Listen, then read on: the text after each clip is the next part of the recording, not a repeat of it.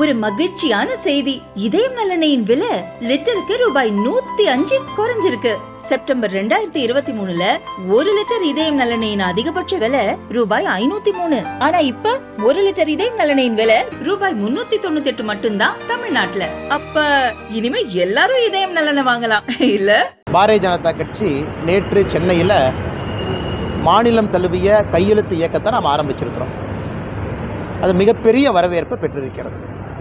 ஆன்லைனில் மட்டும், வெப்சைட்டில் மட்டும் 24 மணி நேரத்திற்குள்ள 1 லட்சம் பேர் டிஜிட்டல் சிக்னேச்சராக என்டோர்ஸ்மெண்ட் கொடுத்துருக்குறாங்க. தமிழ்நாடு முழுவதுமே பட்டி தொட்டி எல்லாம் பாரதிய ஜனதா கட்சியினுடைய தலைவர்கள், தொண்டர்கள் எல்லா இடத்திலும் கையெழுத்து சேகரிக்கிறாங்க.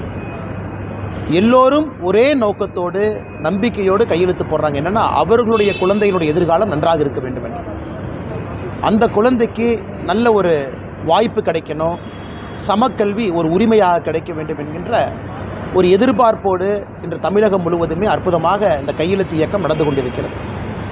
சென்னையில் நம்முடைய முன்னாள் ஆளுநர், முன்னாள் தமிழக பாரதிய ஜனதா கட்சியினுடைய தலைவர் அக்கா தமிழிசை சவுந்தரராஜன் அவர்களிடம் காவல்துறை அவர்கள் நடந்து கொண்ட விதம் வன்மையாக கண்டிக்கத்தக்கது. ஏன் அப்படின்னாங்கன்னா, இவங்க பொதுமக்களை சந்தித்து வீதியில் ஒரு அரசியல் கட்சியினுடைய அடிப்படை கடமை, உரிமை, ஒரு டெமோக்ராட்டிக் பாலிட்டிக்ஸில் ஒரு அரசியல் கட்சி வீதிக்கு வந்து தான் மக்களை சந்திக்க முடியும்.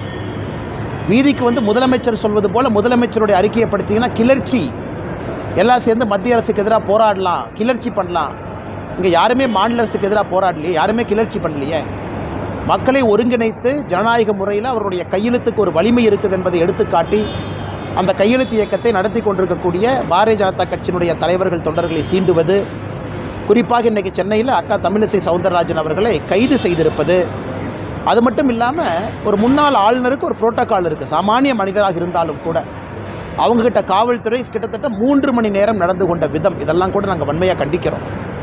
அதன் பிறகு காவல்துறைக்கே தெரியும், ஆட்சியில் இருப்பவர்கள் கொடுக்கக்கூடிய ஒரு இன்ஸ்ட்ரக்ஷன் என்பது அது தவறு என்பதை தெரிந்து 3 மணி நேரத்திற்கு பிறகு அவங்க ப்ரிவென்டிவ் டிடென்ஷன் சாயந்தரம் வரைக்கும் வச்சிருக்க பார்த்தாங்க.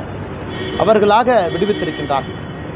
இது எதை காட்டுதுன்னா, திராவிட முன்னேற்ற கழக அரசினுடைய கோழைத்தனத்தை, பயத்தை காட்டுது. நாங்கள் சொன்னபடி 1 கோடி கையெழுத்தை வாங்கத்தான் போகிறோம். அந்த 1 கோடி கையெழுத்திற்கு மொபைல் நம்பரோட, அட்ரஸோட, பேரோட இருக்கும்.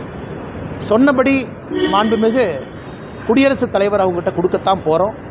அதனால் அதுக்கு ஆதரவளித்து கொண்டிருக்கக்கூடிய எல்லா நம்முடைய தமிழகத்தினுடைய அன்பு சொந்தங்களுக்கு எங்களுடைய நன்றிகளை முதல்ல தெரிவிச்சுக்கிறோம்.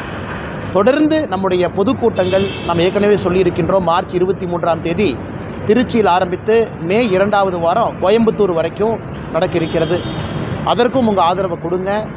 எப்படி ஒரு பொய்யான மொழி அரசியலை வைத்து திராவிட முன்னேற்ற கழகம் அரசியல் செய்து கொண்டிருக்கின்றார்களோ அதையெல்லாம் உடைத்து தமிழகத்தில் இருக்கக்கூடிய எல்லா அன்பு சொந்தங்களுக்கும், குழந்தைகளுக்கும் சமக்கல்வி என்பதை உரிமையாக பாரதிய ஜனதா கட்சி நிலைநாட்டி கொடுக்கும். இப்போ இந்த அரசு பள்ளி மாணவர்களுக்கு 3வது மொழி கிடைக்கலன்னா என்ன குறைஞ்சி போகுதுன்னு திருமாவளவன் கேட்டீங்க. திருமாவளவன் சிபிஎஸ்சி பள்ளி நடத்துகிறார், அவருக்கு தெரியாதுண்ணே. அவர் அழகாக சிபிஎஸ்சி பள்ளி நடத்திக்கிட்டு, அழகாக ஒரு ஃபோட்டோவை போட்டுக்கிட்டு, அழகாக ரிப்பன் கட் பண்ணிகிட்டு இருக்கார். அவருக்கு இதை பற்றி வழி தெரியுமா? திருமாவளவனுக்கு இதை பற்றி என்ன வழி தெரியும்? நாங்கள் நீங்கள் சிபிஎஸ்சி பள்ளி நடத்துறீங்கன்னு சொன்னோன்னே அந்தர்பெல்ட்டி அடித்தார். அது வந்துப்பா, அது போய்ப்பா. அது எப்படின்னா, என்னை கேட்காமே அவர் ஃபோட்டோவை போட்டுக்கிட்டேங்கனாரு. அப்புறம் பத்திரிகை நண்பர்கள் கேட்டீங்க, எப்படின்னா உங்களுக்கு கேட்காம ஃபோட்டோ போடுவாங்கன்னு. இல்லைப்பா அங்கே ஸ்கூலில் ஸ்டூடெண்ட்ஸே படிக்கல, என் ஃபோட்டோவை போட்டுக்கிட்டாங்கனாரு. அப்புறம் பத்திரிகை நண்பர்கள் கேட்டீங்க, அண்ணே பாருங்கண்ணே, நீங்களே போய் ரிப்பன் கட் பண்ணியிருக்கீங்க, குழந்தைகள் இருக்கிறாங்கன்னு. அது இல்லைப்பா, 2 குழந்தைகள் தான் படிக்கிறாங்க. ஆனால் திருமாவளவன் அவர்கள் என்னை பொறுத்தவரை இந்த மும்மொழி கொள்கையில் அவர் பேசுவதற்கான திராணி அன்னைக்கு இழந்துட்டாங்க. பொய் பேசி அந்த திராணி இழந்துட்டாங்க. எனக்கு இன்னும் ஆச்சரியமாக இருக்குன்னா, ஒரு சிபிஎஸ்சி பள்ளியில் குறிப்பாக 3வது மொழியாக கட்டாய ஹிந்தியை சொல்லிக் கொடுக்கக்கூடிய திருமாவளவன் அவர்கள் இன்றைக்கி தமிழக மக்களுக்கு லெக்சர் எடுத்துகிட்டு இருக்காங்க. இது குழந்தை இருக்கக்கூடிய ஒரு தந்தை தாய்க்கும் இந்த அருமை புரியும். எல்லாரும் வீதியில் இருக்கிறாங்க இன்றைக்கி. ஏன்னா அந்த குழந்தைக்கு உரிமை வேண்டும் என்பதிலே தெளிவாக இருக்கிறாங்க. அந்த குழந்தை அடுத்த கட்டம் செல்ல வேண்டும் என்றால் தாய்மொழி தமிழில் பயிற்று மொழியாக கற்றுக்கணும், ஆங்கில மொழி கூட இருக்கணும், இன்னொரு மொழியை தெரிஞ்சுக்கணும். இதான் மூன்று மொழி கொள்கைன்னு நம்ம சொல்கிறோம். இதை திருமாவளவனை ஏன் எதிர்க்கிறான்னு எனக்கு இன்னுமே புரியல.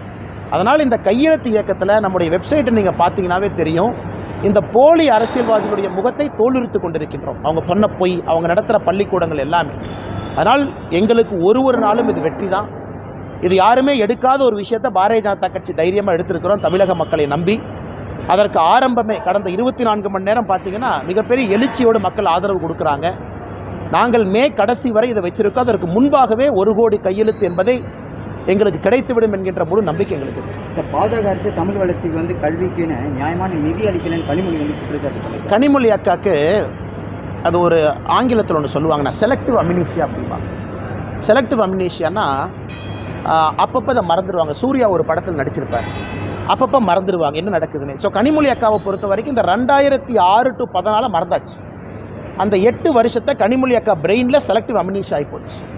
இவங்க ஆட்சியில் இருக்கும் பொழுது, அதாவது 2006 to 14 காங்கிரஸ் ஆட்சியில் திமுக அங்கம் வைக்கும் பொழுது சமஸ்கிருதத்தினுடைய வளர்ச்சிக்கு இவங்க கொடுத்த பணம் 675 கோடி ரூபாய், 675 crore சமஸ்கிருத வளர்ச்சிக்கு. தமிழ் வளர்ச்சிக்கு இவங்க கொடுத்த பணம் 75 கோடி. இவங்க ஆட்சியில் இருக்கும் பொழுது அன்றைய உள்துறை அமைச்சர் ஐயா சிதம்பரம் அவர்கள் 170 பரிந்துரையை பார்லிமெண்ட்டில் வைக்கிறார். எதுக்குன்னா ஹிந்தி எப்படி வளர்க்கிறது. இன்றைக்கி அதே ப. சிதம்பரத்தை கூப்பிட்டு சென்னையில் மீட்டிங் போடுறாரு. அவர் மேடையில் ஏறி ஹிந்தி திணிப்பை பற்றி பேசுகிறாங்க. இந்த கொடுமையெல்லாம் பார்க்க வேண்டிய காலகட்டத்திற்கு தமிழக மக்கள் தள்ளப்பட்டிருக்கின்றார். இன்றைக்கி அதே கனிமொழி அக்காட்டு நான் கேட்குறேன், அக்கா 675 கோடி ரூபா சமஸ்கிருதத்துக்கு ஒதுக்குனீங்களே, வெறும் 75 கோடி தானே தமிழுக்கு ஒதுக்குனீங்க, அதுக்கு பதில் இல்லையே. உங்களுடைய ஆட்சியில் நீங்கள் செஞ்ச தவறு. தமிழ் மொழியினுடைய வளர்ச்சிக்கு ஒரு சின்ன துரும்ப கிள்ளி போட்டிங்களா? இன்றைக்கி பிரதமர் அவர்கள் கஷ்டப்பட்டு திருவள்ளுவர் கலாச்சார நிலையத்தை ஓப்பன் பண்ணுறாரு, தமிழ் இருக்கையை நிறுவுறாரு, காசி தமிழ் சங்கமம் நடத்துகிறாரு. இது பிரதமர் மோடி அவர்கள் கடினப்பட்டு தமிழகத்திலிருந்து தமிழை உலகம் முழுவதும் எடுத்துகிட்டு போகிறார். அதனால் கனிமொழி அக்கா அவர்கள் செலக்டிவ் அம்னீஷியாவில் இருக்கிறாங்க. அவர்களுக்கு யூபிஏ டைமில் நடந்ததெல்லாம் மறந்து போச்சு.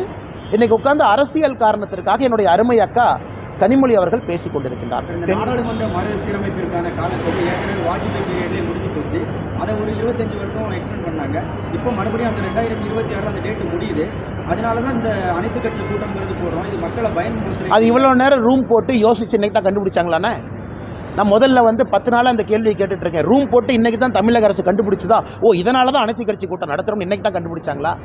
நீங்கள் அனைத்து கட்சி கூட்டம் எப்போ நடத்தணும்? 2026 காலக்கெடுவு முடியும் பொழுது எங்களுடைய கடமை மக்கள் முன்னாடி நாங்கள் சொல்லுவோம்.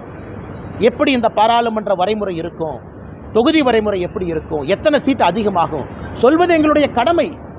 அது மக்களுடைய உரிமை. நாங்கள் சொல்கிறதுல தப்பு இருந்தால் நீங்கள் அனைத்து கட்சி கூட்டம் நடத்துங்க. நாங்கள் சொல்வதே ப்ரொபோஷனல் ரெப்ரசன்டேஷன், அதாவது மக்கள் தொகை அடிப்படையில் இருக்காது.